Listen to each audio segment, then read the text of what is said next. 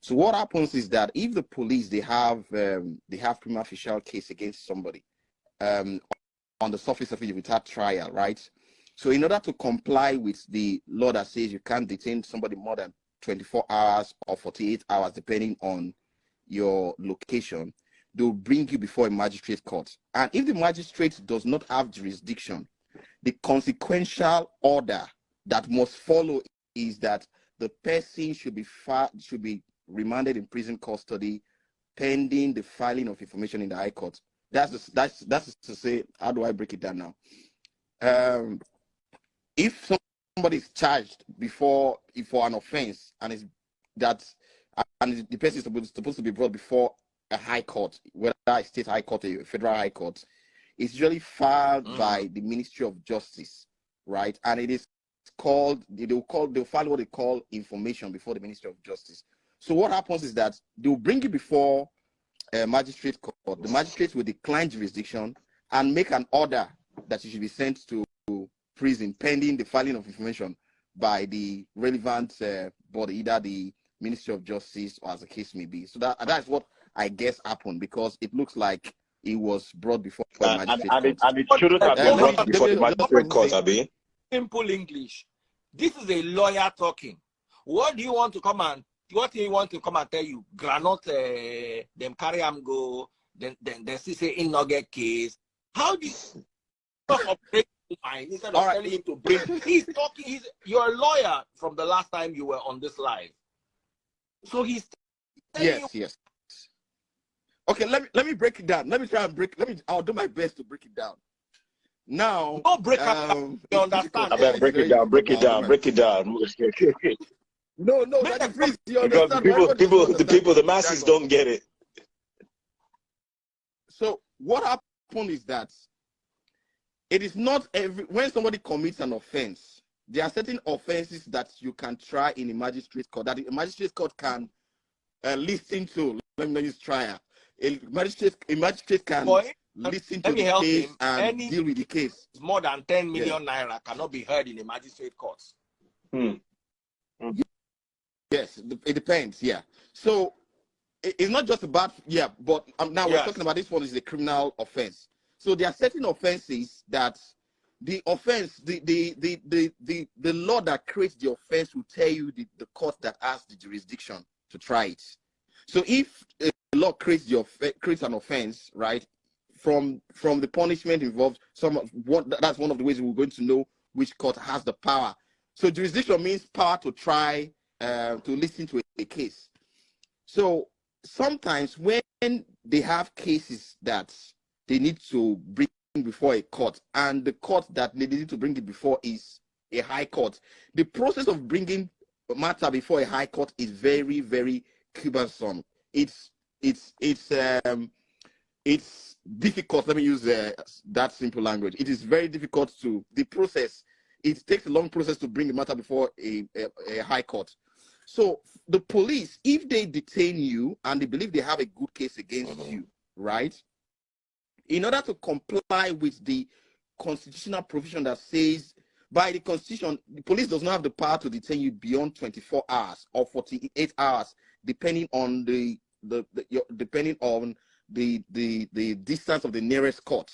So if they don't have because they know that they don't want them to go beyond the stipulated time, what they do is that they will bring you before a magistrate court, right? Even though they know that the magistrate court does not have the power, in this case, jurisdiction, to try the offense. So the magistrate court will say, this offense you brought before me, let me pick a call. I cannot try it. Okay. So the magistrate will say, this offense you brought before me, I do not have the power to try it. In other words, I don't have the jurisdiction to try it. So the thing is that I'll make an order that information, that is, they should file the case properly in the high court. But for now, remand the person in prison custody. So that's usually what happens. This actually happens. Let me also use this opportunity to educate people. You see, when somebody gives you a check, you have a transaction with somebody, right? And he gives you a check, and the check bounces. It is called dot check. That is one of the fastest way to get to prison in Nigeria. Because what if you push the police will simply go to the magistrate court and tell them and bring the case before a magistrate. The magistrate will decline jurisdiction because the magistrate does not have the power to listen to the case or does not have jurisdiction to listen to the case. What they will now do is that, okay, before information is filed before the high court, remand this person in prison custody. So if the person is remanded, the person can then apply to the high court for bail, but that is another process of its own. That's what I suspect happened. I've not seen the court proceedings. I was not in court, but if it was remanded, most likely that is what happened. I would have thought if the guy now goes and gets a very good lawyer, that they would be able to utilize that very act against the case itself. Because if you're not supposed to be brought up before the magistrate and it's just a loophole to utilize to keep you remanded, then that can work against the prosecutor's case, can't it? No, it cannot, because that is actually the procedure. That's why it's been brought before a judge, okay, a magistrate rather. It's been brought before a magistrate. So the magistrate order is legal. It is not the police. It is not the police detaining him now. It is the magistrate that is saying, take this person to Kirikiri or as the case may be, remand the person in prison custody. So it's the magistrate has the right to do that and say, let's you guys should go and file information before. Would the magistrate also have the wherewithal to have him released on his own recognizance? Well, a magistrate cannot grant bail for an offense. So how can he remand on a offense that he doesn't have jurisdiction to try? That's crazy. Yeah. So it's crazy. Yes, it's crazy. But that's the way. Unfortunately, that's the way it works. A magistrate cannot grant bail because before you to grant bail, you must have listened to the merits of the the merits of the case and all of that. But this one, the magistrate will not listen to the merits of the case at all. We're not even listen to anything. We'll just say, okay, on the face of it, there is a prima facie case against this person, right? But the way it stands now, I cannot try this case. The police cannot keep holding the person because that's like a legal trap. Most cases where those procedures are applied are serious offenses. So they'll say, okay, remand the person in prison custody till and transfer the case to the relevant agency. In this case, offense. If that's what he's been explaining, like I just asked him because he says the magistrate can remand you without hearing the case. But I now ask, okay, so then does that mean that the same magistrate can release you on your own recognizance or grant you? And he's like, no, because that means that the magistrate has to hear bits, pieces of that case for them to actually be able to give that kind of, and they're not allowed until he can get bail from the high court. If granted bail at the high court, he's being remanded until being seen by the high court. Or yes, he can get a bail from the high court. Or so what happens is that I've had a case where, let me not say it because the person might see it. One of my very good friends is a lawyer. So something happened in Delta State. It was a setup by the Delta State government, and then they brought him before a magistrate who they know that does not have jurisdiction. So the magistrate made an order that he should be remanded in prison custody. And that same day, NBA Warri, some lawyers in Warri went to the High Court and then got bail for him, pending even before the case started. So that is possible. Let me ask you a question. I want to ask you a question. Someone just wrote this actually. Yeah. So in the event that the magistrate remands him pending being brought in front of the Supreme Court, or High Court or whatever, before the before the High Court. What if this person is remanded and not scheduled to come in front of this High Court for is it possible for a couple of months or even a year? Oh, it is very, very. That's what they just asked. So can someone sit inside prison for 10 years waiting to be? Yeah. I'm telling you, there are people who have stayed in prison custody, right, over the duration of time that if they were ever already time served that offense, they would have served and completed it. That's the problem with the system. That is one of the problems with the system. They have backlogs of cases and all of that. And but most times the people who suffer it are the people who are poor and who don't have people to help them.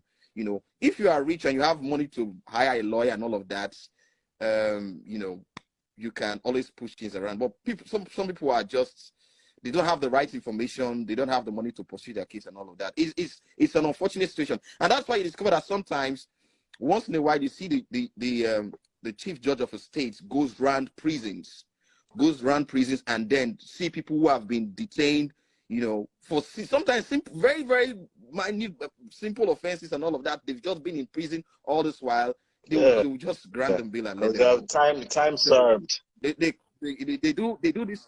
Yeah, they do this prison decongestion moves around. You know, it's quite an unfortunate situation in Nigeria, but that's what happens. Like I was trying to say the other time, you see, a lot of people don't even know that issuing a check to somebody, right, and the check bounces when there was a business transaction, can send you to prison like this. It's as easy as ABC. Because it's considered fraud. We used to call it, yeah, because it's a fraud now. Yes, it's So what happens is that yes, what happens is that for that offense, the magistrate court cannot try it. So what they do is that if you have a smart lawyer, they will push the police, just bring this guy before the magistrate, and when they take it to the magistrate will decline jurisdiction and say you should remand him in prison custody pending the filing of information. Unfortunately, that's the practice. That's a practice. I think that's something that whoever becomes the president, who I believe will be Peter Obi by God's grace. This is not a political talk, but yeah, you're obedient, right? Obedience, obedified, obediated, intentional. I'm obedient everything. Correct. You're correct. We don't want better for the country to be better person. It's that simple. Anybody who is up can. Oh, this is another argument. This is another argument that is going around. They're saying that Peter Obi supporters are so aggressive to people who are not Peter Obi supporters. No, that's not the case. What the case is that non-Peter Obi supporters are having insecurities and guilty conscience of following who they are following, because they know that who they are following has no intentions of making this country any better. And people who know that this country needs to get better are following Peter Obi. So it's not about aggression. It's more like a passive, an indirect passive aggression from non-Peter Obi supporters. Where is your PVC? You did Lagos. But you did America. I'm back on the 20th, 3 days before voting. What's wrong with you? Are we playing here? I'm looking. If I don't see you back in this Nigeria, where's my own voter's card? Let me. Hello. Wait. Hello, sir. Hello, sir. Hello, sir. Where are you? Hello, sir. Hello, sir. Hello, sir. Not only am I coming back to vote, but I'm coming back to work. I have to work. I have to earn. You understand? So forget. I'm coming back for 2 good reasons. All right. Anyway, lovely hanging out with you guys. Thank you so much for that information. I'm glad that we had a lawyer today. There's nothing better than having intelligent. Are you kicking us out? Yeah, because I have to go and rest because I'm coming back for Clash of the Supporters, where obedience will face off against smart people from Ashiwaju's camp and genius people from Atiku's camp. It's at midnight. Don't miss it. Kills. Bro, I need you to do one. I need you to do one special for me. The Daddy Freeze Rap Ain't Dead special. Daddy Freeze, can I say something? Listen, on every side, right? On every side, both the other supporters of the other candidate, you have very, very intelligent people. Give it to them on both the OB side. I'll go live.